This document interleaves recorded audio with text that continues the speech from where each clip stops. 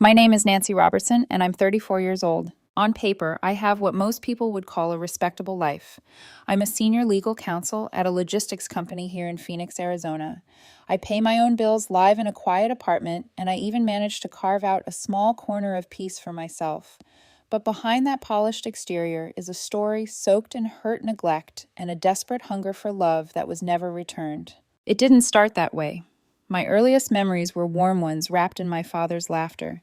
He wasn't rich or remarkable to anyone else, but to me, he was a fortress. He used to lift me high on his shoulders and say, "You're ours, Nancy," even if not by blood. I was 3 when they adopted me, and by the time I was 8, they told me the truth. Dad made sure those words felt safe, like an embrace that didn't care about DNA. Back then, I felt chosen wanted. But nothing gold ever lasts. When I was 12, cancer ripped my father away from me in less than a year. I remember his hospital bed smelling of antiseptic and faded flowers, my small hand holding on to his, as if I could anchor him here by sheer will. But he slipped away, and with him went the only shield I had. That's when my mother changed. Ellen Robertson, a woman who once hummed while making Sunday pancakes, hardened like stone. She didn't become cruel all at once. It was quieter, colder. At first, it was just the look smiles from my younger sister Jessica and a flat stare for me. Then came the comparisons. Jessica, the golden child 8 years younger, bathed in affection. I was the shadow in the hallway. At first, it was subtle. Jessica got new clothes. I got her hand-me-downs. Jessica's birthday parties had balloons and cakes. Mine were quiet dinners with little more than a candle. But as the years rolled, subtlety turned sharp. The real fracture happened when I was 14. I was supposed to be at a friend's house, but I had forgotten my history homework. Running back home, I stepped into the hallway and froze when I heard voices from the kitchen. Mom's voice, cold matter of fact. "You're real blood, Jessica. Don't forget that. Nancy isn't." The air left my lungs. I pressed my back against the wall, heart pounding so loudly I was sure they'd hear. "Jessica's still just a child," whispered. "But she's still my sister, right?" Mom's spoon clinked against the pot.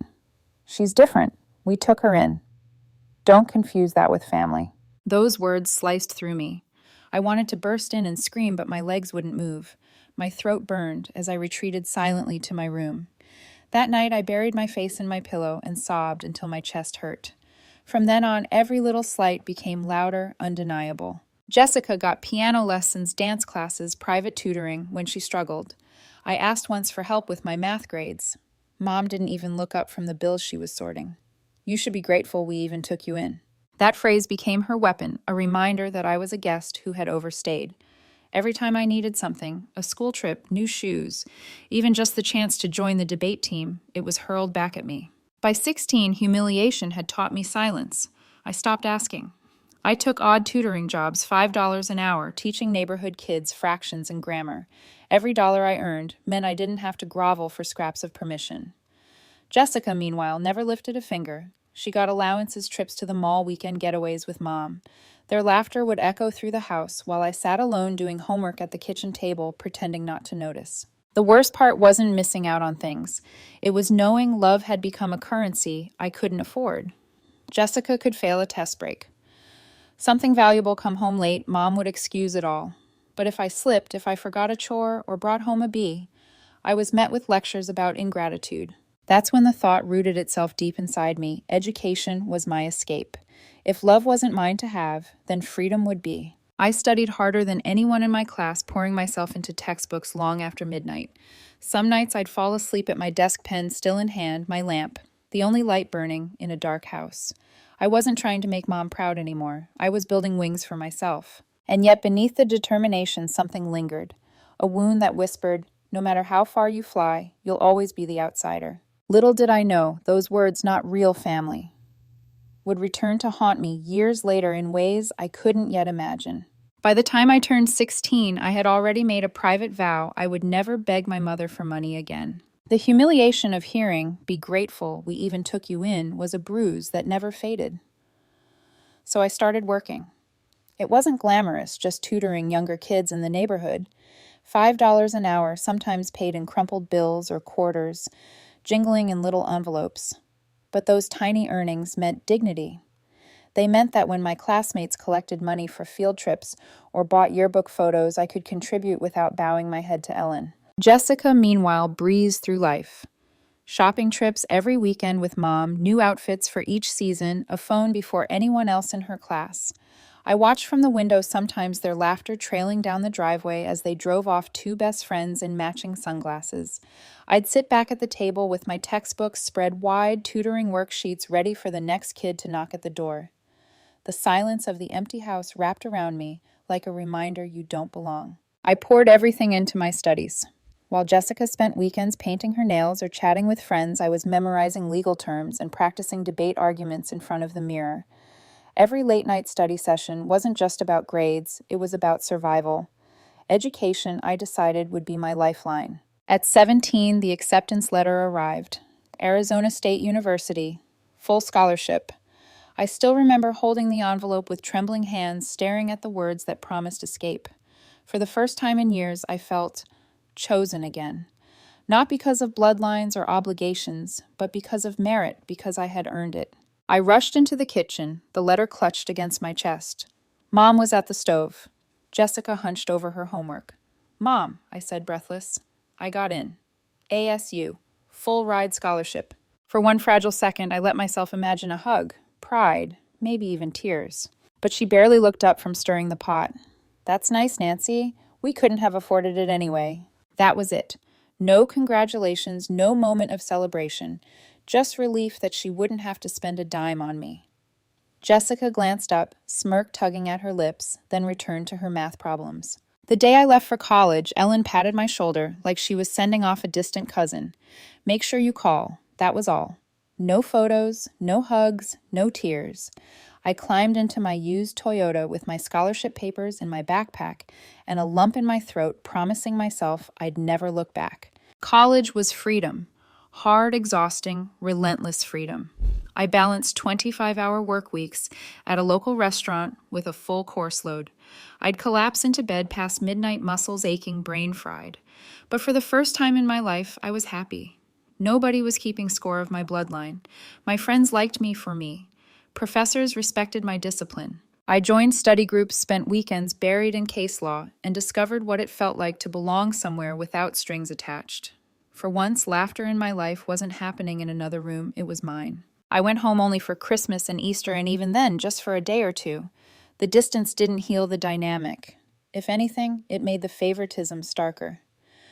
Mom and Jessica had become inseparable, like two women sharing secrets and inside jokes I'd never understand. They'd retell shopping trips, talk about their vacations, never noticing the silence from me. Sometimes I'd sit at the dinner table nodding along, feeling invisible in my own family. But I reminded myself this wasn't permanent. I was building something no one could take away from me. I graduated at 22 with a degree in business and law, clutching a diploma that felt heavier than gold. It wasn't just paper, it was a key. My first job at a Phoenix law firm wasn't glamorous, but it paid the rent and let me move into my own apartment. I remember standing in that tiny space, bare walls, echoing, feeling prouder than I'd ever felt. It was mine. No one could tell me I owed them gratitude for existing. And yet, despite the distance, the tether to my family wasn't cut. It tugged at me in quiet ways. Phone calls that left me drained.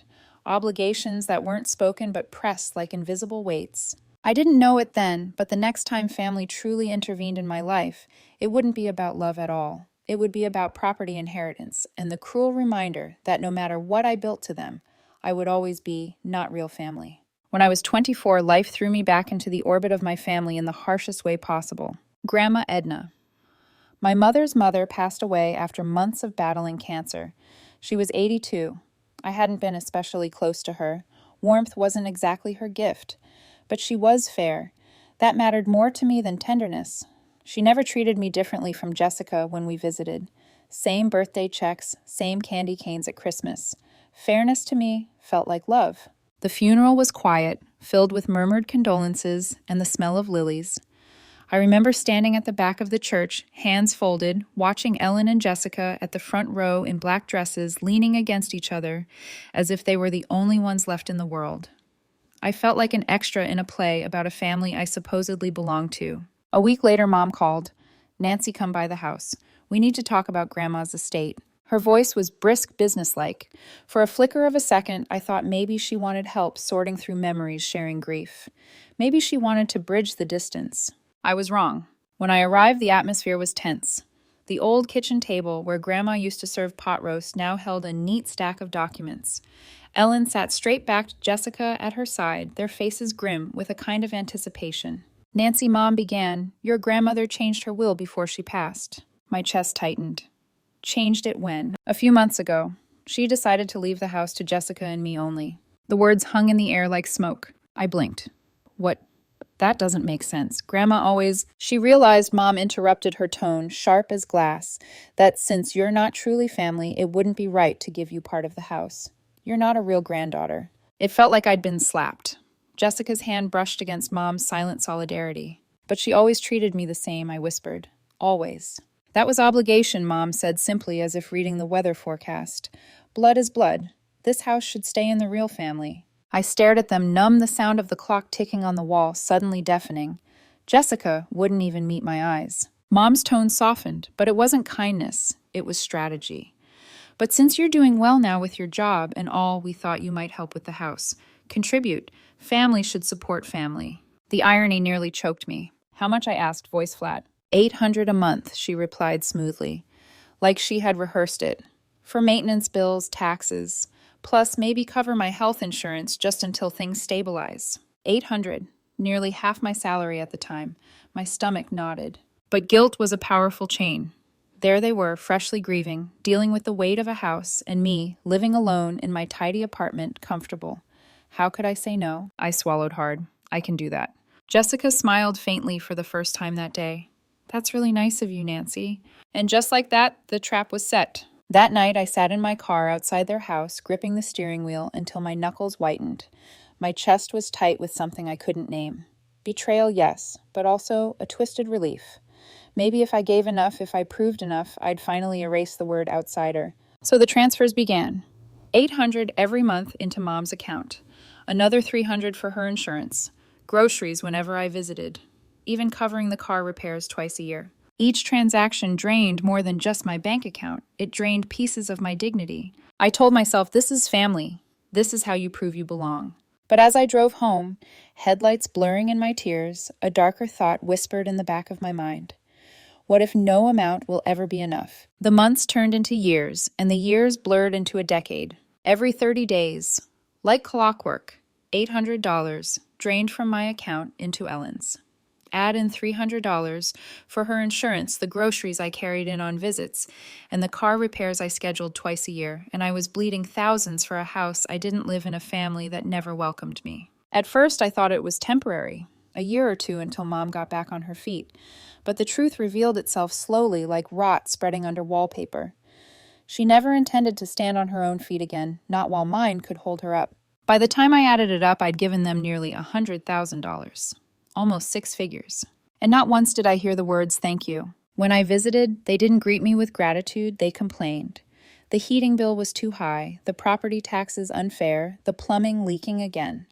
No acknowledgement that I was already carrying most of the weight. The cruelest blows came not from what they asked, but what they said when they thought I couldn't hear. One Sunday afternoon, I was washing dishes in the kitchen when Mrs. Patterson, the elderly neighbor, asked Mom, "How's Nancy doing these days?" Mom's response was a dagger. "Oh, you know how it is with adopted kids. She sends us money every month, which is nice, but she's not real family. Jessica is my real daughter. Nancy's just, well, the outsider we took in." I stood there, hands shaking a wet plate, slipping against my fingers. My chest hollowed out like someone had scooped out whatever worth I had left. I didn't confront her. I just slipped away to the bathroom and sat on the cold edge of the tub, biting back sobs until my throat burned. From then on, I began listening more carefully. At gatherings, Mom would beam with pride, introducing Jessica as my daughter, but me as Nancy, the one we raised. A subtle but deliberate difference. At Jessica's birthday, I overheard Mom telling an aunt, "Jessica gets her creativity from me. It's in the blood. Nancy works hard, but it's not natural. It's just her trying to keep up. Blood. Always blood, as though my efforts were counterfeit currency in their economy of love. The years of exploitation carved hollows in me. I couldn't afford vacations. My clothes were worn thin. I drove an old Toyota until it coughed its last breath on the side of the road, then bought another used car with cash, too scared of debt. Meanwhile, Jessica posted photos from weekend trips to Vegas, new handbags, concerts. I recognized the money she flaunted. It was mine funneled through Mom's hands. But the deepest wound wasn't financial. It was emotional starvation. I remember one night in January. Work was brutal. I was drowning in a complicated case migraines pounding behind my eyes. Desperate, I called my mother, not for money, not for favors, just for comfort. "Hi, Mom," I said, voice trembling. "I'm having a rough week at work. I wanted to hear your voice." Her sigh crackled down the line. "Well, what do you want me to do about it? You chose that career." I don't know. I guess I wanted someone to listen." "Nancy, I can't solve your problems. You're an adult. Jessica calls me when she needs real help. You just complain. That's what real daughters do. They share their lives. You just whine." Real daughters. I clenched the phone until my hand ached. "I send you money every month. I pay your insurance. Doesn't that count for anything?" Her voice turned cold steel. "You can't buy your way into being family, Nancy." The line went silent. And then so did I. That night, sitting in the dim glow of my apartment, I pulled out years of bank statements. Line after line of withdrawals, $800, $800, $800, like scars etched into paper. 10 years of bleeding myself dry for people who still called me a guest. 96,000. The number stared back at me monstrous. All this time I thought I was proving my love, buying my way into belonging. But to them, I would never be enough. I pressed my forehead against the table and let myself sob. Not the quiet, muffled cries of my childhood, but raw, shattering sobs that tore something open inside me. And in that emptiness, a new thought flickered, small but fierce. This has to change. I didn't know how or when or if I'd have the courage. But I knew one thing with a certainty that chilled me. If I kept living like this, they wouldn't just drain my bank account. They would drain my soul. The change came from an unexpected place, a gentle knock on the door of my past. It was late January when Mrs. Carter, the elderly woman who lived across the street from Mom, called me out of the blue. Her voice trembled, but carried an urgency I'd never heard from her before. "Nancy, dear, would you come for tea this Saturday? There's something I need to tell you, something I should have told you long ago." Her words lodged in my chest. I almost brushed it off. Maybe she needed help moving a piece of furniture or setting up her Wi-Fi, but the heaviness in her tone wouldn't let me ignore it. When I arrived, her table was set with porcelain teacups and neatly cut sandwiches, but her eyes were serious. She held her hands together as if steadying herself. "Nancy," she began, "I was there the day your grandmother signed her will. The real will. I was one of the witnesses." My breath caught. The real will. "Yes. She left the house, split equally half to your mother, half to you. She was very clear. She told me herself family isn't about blood, it's about love." Mrs. Carter's eyes softened. "She wanted you treated fairly." The room tilted around me. I gripped the edge of my chair. "But Mom said Grandma changed it. That she cut me out." Mrs. Carter shook her head firmly. "No, dear. She never changed her mind. I would have known." And the notary present that day was Mr. Lawrence. The will filed with the county that wasn't his work. My pulse thundered in my ears. A forgery. That night my hands shook so hard I could barely hold the phone as I dialed Mr. Lawrence. "Mr. Lawrence, this is Nancy Robertson. I'm Edna Morrison's granddaughter. I need to ask about her will." His voice was warm, familiar. "Of course, Nancy. What can I help you with?" "My mother told me Grandma changed her will before she died. Is that true?" There was a pause. Long waited. "Nancy," he said finally, "your grandmother never changed her will with me. The last version I have shows the house split between you and your mother. But there is a different will filed with the county." I swallowed hard. "What does that mean?" "It means someone submitted a fraudulent document. The signature isn't your grandmother's. The witnesses are fabricated. This is forgery, and it's criminal." My knees nearly gave out. I leaned against the counter, gripping the phone like a lifeline. "What do I do?" "You need to confront your mother. Give her a chance to explain. If she refuses, you'll need a lawyer." I hung up, heart racing. My hands were ice as I dialed Ellen's number. When she picked up, her voice was clipped.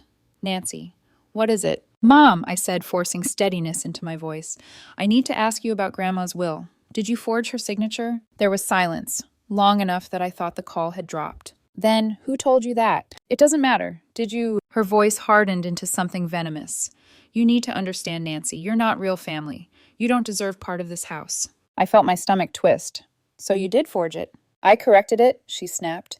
Your grandmother was sentimental about you, but you're not blood. Why should you get half of something that belongs to Jessica and me? I couldn't breathe. My own mother was admitting theft like it was nothing more than tidying up an old document. Mom, that's fraud. That's theft. You stole from me. This is my house, Nancy. You're a guest here, and guests don't inherit property. My hand trembled so badly I nearly dropped the phone. I want my share back. No, she hissed. This house belongs to Jessica and me. End of discussion. The line went dead. I stood there in my darkened apartment, staring at the silent phone, my chest tight with a fury I'd never felt before. For years, I'd been their lifeline, their bank account, their scapegoat. And now they had stolen the very inheritance Grandma meant for me. That night, as I gathered receipts, bank statements, and every scrap of proof I could find, a realization settled in like iron. If my mother saw me as an outsider, then fine, I'd fight her as one. If family wouldn't protect me, then the law would. Once the truth was out, there was no going back. I spent the next weeks buried under papers. Bank statements, stacked high, grocery receipts, yellowed with time proof of every car repair I had paid for. 10 years of my life reduced to ink on paper. Every transfer, $800, $800, $800, like a trail of breadcrumbs leading to my own foolish hope. Mrs. Carter gave me her sworn statement. Mr. Lawrence provided notarized records. I photocopied everything and placed it neatly in binders. For once, my career in law felt like a weapon I could finally turn toward the people who had hurt me most. With shaking hands, I filed a lawsuit in Maricopa County Court to recognize the authentic will and restore my 50% inheritance. It felt surreal walking out of that courthouse, my heels clicking against the marble, the sound echoing like thunder in my chest. But I didn't stop there. For years, Ellen and Jessica had painted me as ungrateful, distant, cold, the outsider who owed them. I knew if I stayed silent, they would twist the narrative again. So I opened the family WhatsApp chat. Aunts, uncles, cousins, all there. I typed one message, my heart hammering. I want you all to know the truth. Mom forged Grandma's will to cut me out of the inheritance. Here's the proof. Then I attached everything, photos of the original will witness statements, bank transfers, even the notary's confirmation of fraud. For a moment, the chat was quiet. Then the phone buzzed nonstop. Aunt Linda called first. Her voice shook. Nancy, is this true? Did Ellen really forge it? Yes, I whispered. She admitted it to me. Oh my God. All these years you were sending them money, and they still stole from you. Her words were thick with anger. I don't know what to say, sweetheart. I am so sorry. More calls came, some in shock, some furious, a few confessing. They had long suspected something was off, but had been too afraid to confront Ellen. Screenshots of my message spread like wildfire through the family tree. By nightfall, the whispers were gone. Everyone knew. Mom and Jessica reacted fast. They removed me from the chat, but it was too late. The truth was out. 2 weeks later, the court accepted my case. I finally felt a flicker of hope. But Ellen wasn't done trying to intimidate me. On a warm evening in April, someone pounded on my apartment door so hard, the frame rattled. My stomach dropped when I peeked through the peephole. Mom and Jessica stood there, their faces tight with fury. I opened the door, but kept the screen latched. What are you doing here? We're here for our share of the house back, Mom said, her eyes blazing. This is our home, Nancy. You have no right to divide it. You lost that argument in court, I shot back. Jessica stepped forward, her voice dripping venom.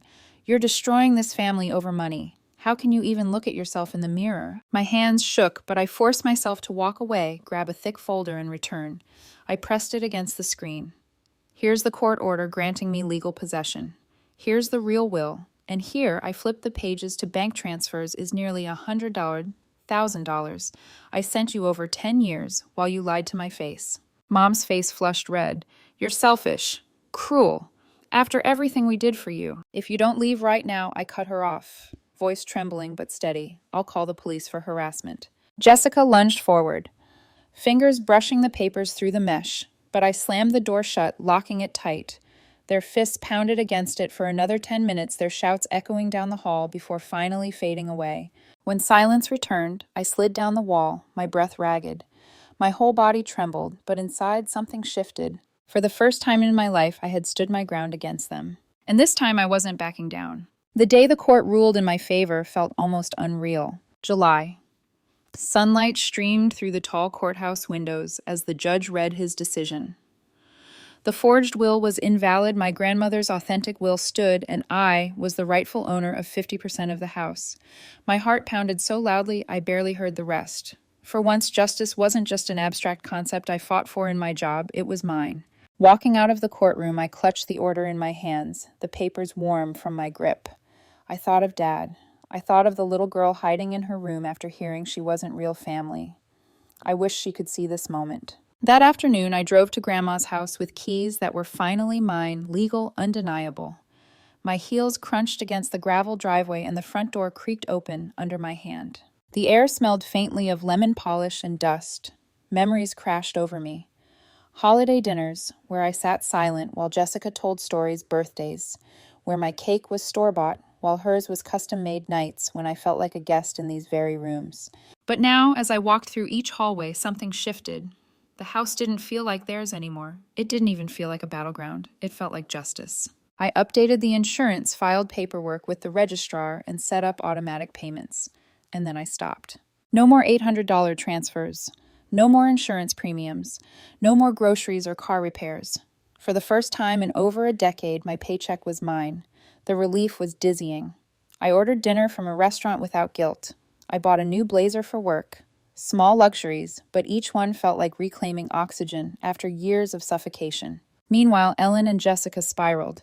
Aunt Linda called me often, her voice dripping with both outrage and reluctant amusement. They're trying to sell their half of the house, Nancy, but no one wants to touch it.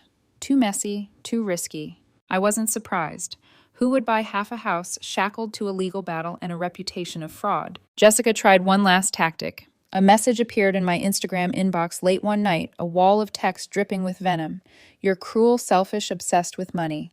You've destroyed this family. You already have a good job and your own life. Why take more? I read it twice, then I hit block.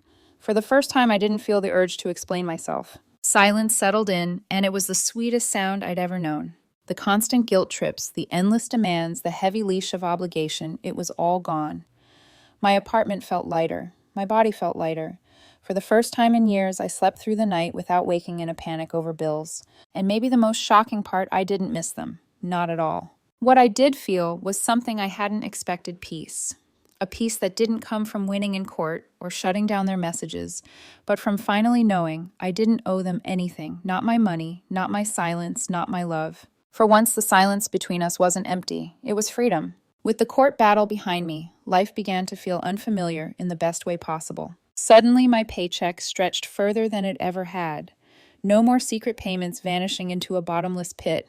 I could eat at restaurants again, order dessert without guilt, even buy clothes that weren't on clearance racks. The weight of 10 years of obligation lifted, and I didn't realize until then how much of myself I'd been carrying in chains. One weekend in August, I booked a trip to San Diego. Just me, no one to answer to. I stood barefoot on the beach as the sun slid into the horizon, the Pacific glittering like molten gold. For the first time in my life, I wasn't thinking about how to make someone else happy. I wasn't wondering if I belonged. I was just me, whole, free enough. Back home, I started to think about what came next. I'd been at the same company for years, and though it paid well, a restlessness stirred in me. Seattle had always been a city that called to me, vibrant, ambitious, a place where people reinvented themselves. When a colleague mentioned a senior counsel position opening at a corporate law firm there, I felt the spark ignite. I sent in my application almost on a dare to myself. Weeks later, the call came. We'd like to offer you the position. I nearly dropped the phone. The salary was generous, the city alive with opportunity. More than that, it felt like a clean slate, a place to start over where outsider wasn't written across my skin. One afternoon, a coworker asked about my family.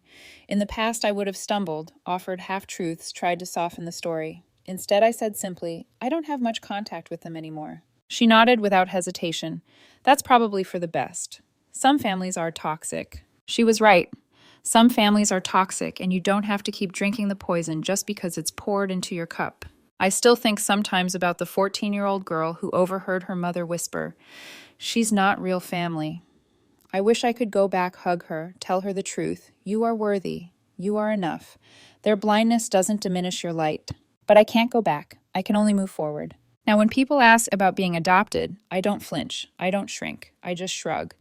Yeah, I'm adopted. So what? It doesn't make me less. It doesn't make me disposable. It makes me me. And for the first time in 34 years, that's more than enough.